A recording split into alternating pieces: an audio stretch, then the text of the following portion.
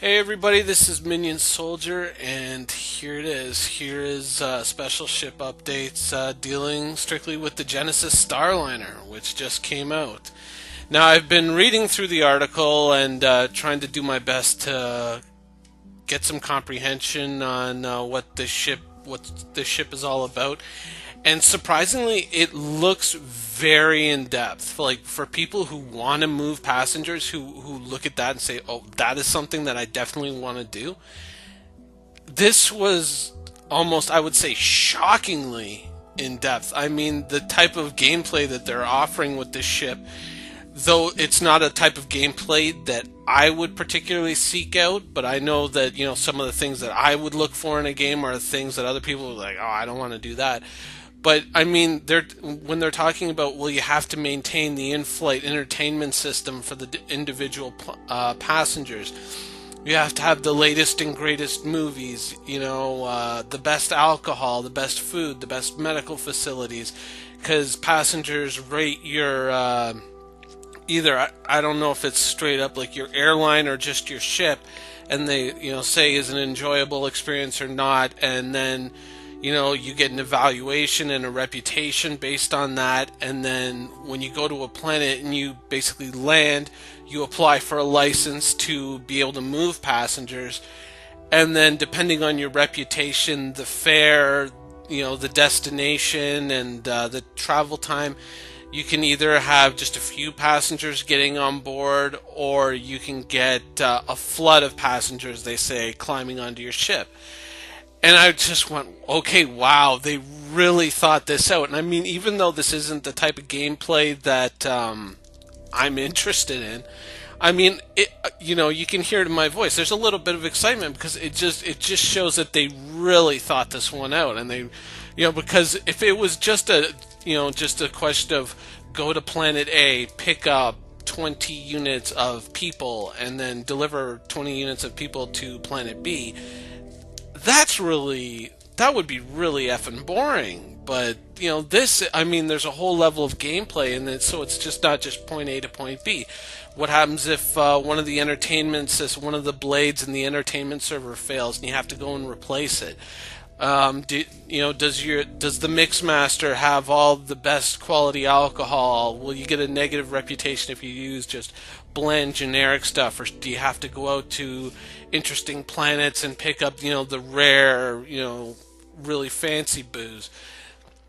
It's all been mentioned here. Now, going into the PU, how much this will actually be there, how much this will actually be fleshed out, is anybody's guess. But the ship definitely, for people who are interested in that gameplay, I mean, it really looks like they're gonna, take just, the point A to point B thing, and they're gonna make it like a whole adventure in and of itself.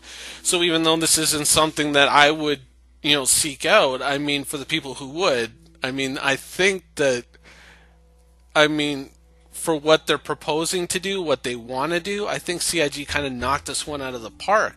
Now, there is, of course, the elephant in the room being the price tag on this thing. $400. $400. It's hard to say. It's hard to put a price tag on people's opinions and on people's wants or needs. And so it's very difficult to say. Is it good? Is it bad? Is it great? I think the price is positive. I would say the price is a little bit high. I would definitely say that. Without really finding out more about the military variants, I think it's priced a little bit on the high side. I think it's possibly ambitious, comparable to other, profession-specific ships like the Carrack, the Reclaimer, the Orion, possibly the Endeavor. I think it should have been priced closer to those for what it is. I think it's a little bit on the high side. But let's talk about some of the other things that really there wasn't a lot of information on. And that was the military applications of the ship, because it is specifically listed that there are military applications like SWAX, which is their version of AWACS, command and control, a troop mover, a, a very lightly detailed reference to a version being called the Star Hunter, which is like a patrol hunter killer, which I'm guessing works sort of like like the aircraft that hunt and kill submarines.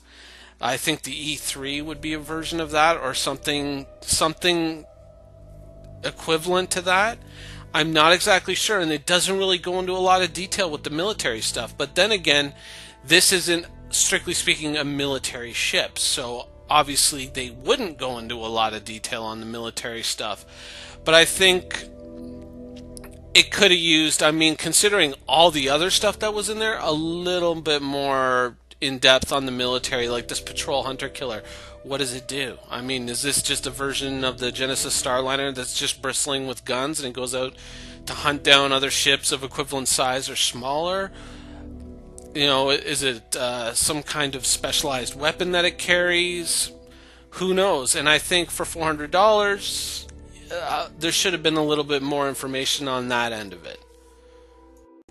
Now, in terms of the military applications, for a pirate like me, no. It's too big. It's too much of a target. I mean, you're going to be focused on moving around quickly, getting in, getting out, stealing the goods. You're going to be using cheaper, more easily replaceable ships. This is just a little bit over the top. I mean, if I was running a big, mercenary corporation and I needed command and control facilities of this scale, then yeah, this is something that I would definitely put some thought into. But then again, there's that price tag, and what are you going to get in the end in the PU? That's a bit of a gamble, so you don't really know. But it does look, it does look good for that. It does seem interesting, but overall, this ship isn't geared towards the military crowd.